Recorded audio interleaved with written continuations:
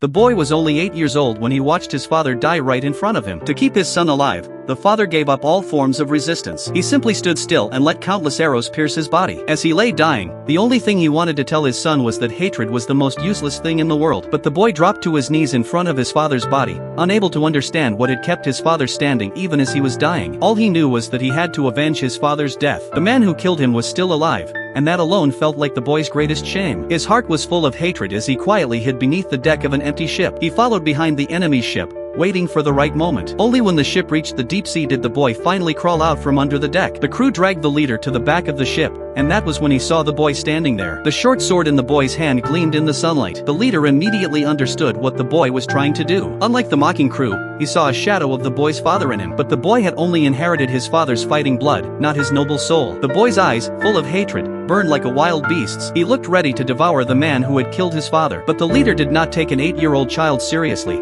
especially since he had promised the boy's father that he would never kill his people. No one expected what came next. The boy secretly followed the leader for several days, with no food or water, pushing through with sheer will until they finally reached the shore. The moment they landed, the boy rushed off the ship and took his first sip of fresh water in days. But before he could find food, he saw smoke rising from a nearby village. By the time he got there, the pirates had already finished their burning, killing, and looting. They were now resting, full and completely off guard. The boy knew this was his chance for revenge. He crept toward the house where the leader was sleeping and picked up a sword from the ground. The leader seemed to be in a deep sleep. With one swing of the sword, the boy could finally get his revenge. But at the last second, he hesitated. As the son of a warrior ghost, using such a cowardly method could never be called true revenge. He wanted to fight like a real warrior and win honorably. So the boy silently walked away, unaware that the leader had never actually fallen asleep. The next morning, the boy stood in front of the leader and solemnly challenged him to a duel. The pirates burst into laughter, but the leader agreed. The boy rushed forward like a fool. With just one sidestep, the leader avoided the attack, and the boy's sword drove straight into the wooden floor. He couldn't even pull it back out. The sound of laughter surrounded him. The leader spoke slowly, "Don't let the sword drag your body." But it wasn't just the sword that dragged him, it was his hatred. With his current strength,